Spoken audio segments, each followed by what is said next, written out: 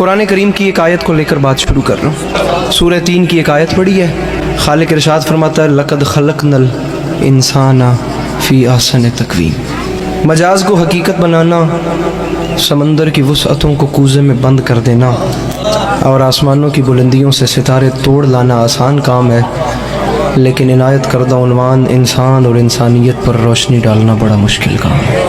انسان خداوند عالم کی تخلیق کا وہ عجیب و غریب شاہکار ہے جسے خلق فرما کر خالق انسان نے، خالق لم یزل نے اتنے فخر سے ارشاد فرمایا کہ اس کے فخر کا عالم یہ تھا، زمانہ سن لے، انا خلقنا الانسان، اس انسان کو میں نے نہیں، اسے ہم نے خلق فرمایا۔ پھر ہم نے اس انسان کو خلق فرما کر اس کے فانوس دماغ میں شمع عقل روشن کی اور پھر اختیارات کی قوت سے نوازا۔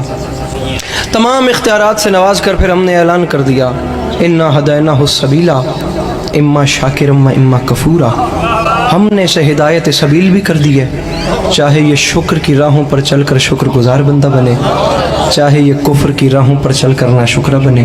لہٰذا ہم اس انسان کو اختیارات دیتے ہیں، یہ جیسے چاہے یہ ویسے اپنی زندگی گزارے۔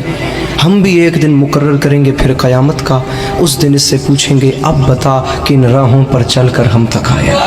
یہ حضرت انسان، یہ ماؤ تین کا مجموعہ، یہ آب و گل کا سنگم، یہ کچھ پانی اور کچھ مٹی کا پتلا، یہ زمین پہ جال بن کے بچھ گیا، یہ آسمانوں پہ کمندے ڈالنے لگا، زمین اس سے نہ بچی، پہاڑ اس سے نہ بچے، ہوا اس سے نہ بچی، فضا اس سے نہ بچی، سمندر کی ہیبت ناکی کو چیلنج کر کے اس نے اس کی موج سے موج ٹکرا دی، اس نے جو فلک پر اڑتے ہوئے طائروں کو زمین پہ بسمل کر کے پھینک دیا، اس نے حباب کے دل توڑ دیے، اس نے آب رواں کی چادر تباہ کر دی، اس نے کارے دریا میں چھپے ہوئے صدف کو لا کر سطح آب پہ بے آبرو کر دیا، یہ لوہے کو آکاش پہ اڑا رہا ہے، یہ موتی کی آبرو کو بچا رہا ہے، یہ دانے کو دھرتی سے اٹھا رہا ہے، یہ ذرے کا جگر چیر کے اس میں سے ایٹم نکال رہا ہے، یہ زمین کو ناقابل رہائش سمجھ کر چاند ستاروں پہ ڈیرے ڈالنے جا رہا ہے۔ فرشتوں میں ایک ہلچل سی مچ گئی ہے جس میں جبرائیل ارشاد فرما رہا ہے فرشتوں ہوشیار، یہ جنت سے نکالا ہوا پھر واپس آ رہا ہے۔ آپ دیکھیں کہ انسان کے پاس کس چیز کی کمی ہے۔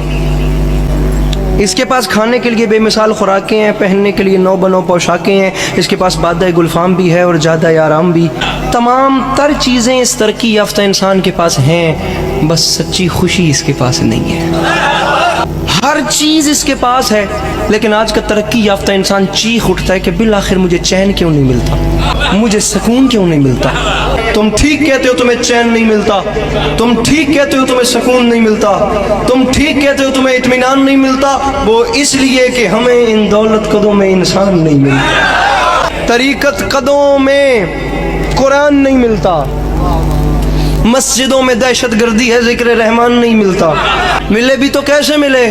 کیونکہ مردوں میں رسول کا طریقہ نہ رہا اور عورتوں میں حسین کی ماں کا سلیقہ نہ رہا۔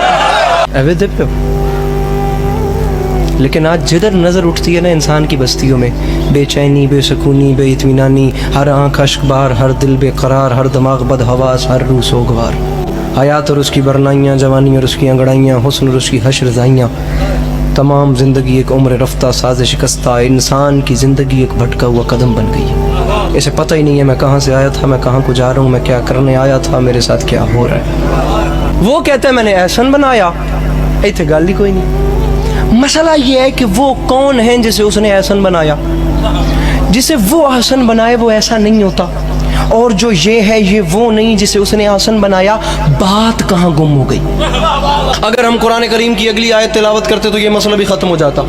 وہ خالق فرماتا ہے لقد خلقنا الانسان فی احسن تقویم، پھر فرماتا ہے ثم رددناہ اسفل سافلین، پہلے ہم نے احسن بنایا، پھر ثم رددناہ، پھر پلٹا کر اسفل سافلین، بدترین شکل میں پیش کیا۔ نہ اس کے اچھے ہونے کی کوئی حد ہے، نہ اس کے برے ہونے کی کوئی حد ہے۔ ہم تمہیں دنیا والوں دونوں صورتیں دکھاتے ہیں، یہ اچھا بھی بہت اچھا ہے، یہ برا بھی بہت برا ہے۔ خدا کی قسم جب یہ برا ہوتا ہے نا، جب یہ برا ہو جائے تو حیوان اس سے شرمانے لگتے ہیں، پرندے اس سے گھبرانے لگتے ہیں، جانور کو اس سے خوف آنے لگتا ہے۔ کھڑے ہو کے بندہ سوال کرے علی عباس عسکری انسان سے حیوان کیوں شرماتے ہیں؟ میں تجھے بتاؤں، انسان سے حیوان اس لیے شرماتے ہیں، شیر درندہ ہے لیکن شیروں کے لیے نہیں، چیتا صفاق ہے لیکن چیتوں کے لیے نہیں، بھیڑیا خون آشام ہے لیکن بھیڑیوں کے لیے نہیں، سانپ زہریلا ہے لیکن سانپوں کے لیے نہیں زہریلا۔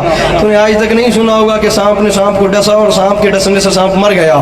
تمام دوسروں کے لیے زہریلے، خون آشام، اور خدا کی قسم یہ اس قسم کے وحشی ہیں، لیکن انسان جب اسفل السافلین اور بری منزل پہ آتا ہے تو اپنے ہی بھائی کا لہو پیتا ہے، یہ اپنے ہی بنی نو کی ہڈیاں چباتا ہے، یہ اپنے ہی گھر میں بیٹی جیسی رحمت کو زندہ دفن کر دیتا ہے۔ جب یہ برا ہو جائے تو اس کے برے ہونے کی کوئی حد نہیں، لیکن پھر خدا کی قسم تاریخ کہتی ہے جب یہ اچھا ہوتا ہے نا تو کبھی شہ سوار برق رفتار ہوتا ہے، کبھی انجم شکار ہوتا ہے، کبھی تہذیب کا دیوتا ہوتا ہے، کبھی ارتقاء کا پروردگار ہوتا ہے۔ بلند ہوتے ہوتے اتنا بلند ہو جاتا ہے یہ حضرت انسان کہ وہاں سے آگے وہ منزل آ جاتی ہے اس انسان کی بلندی کی کہ جہاں سے آگے جبرائیل کے پر جلے وہاں سے آگے اس کی نالین جاتی ہے، جہاں سے آگے جبرائیل کے پر جلے وہاں سے آگے اس کی نالین جاتی ہے۔ کبھی حیوان شرمانے لگتے ہیں، کبھی فرشتے سجدہ کرنے لگتے ہیں۔ احسن تقویم اور اسفل سافلین کو انسان دو ناموں میں تبدیل کر دیتا ہے، سمپل سی بات ہے، ایک کو یزید کہتے ہیں دوسرے کو حسین کہتے ہیں۔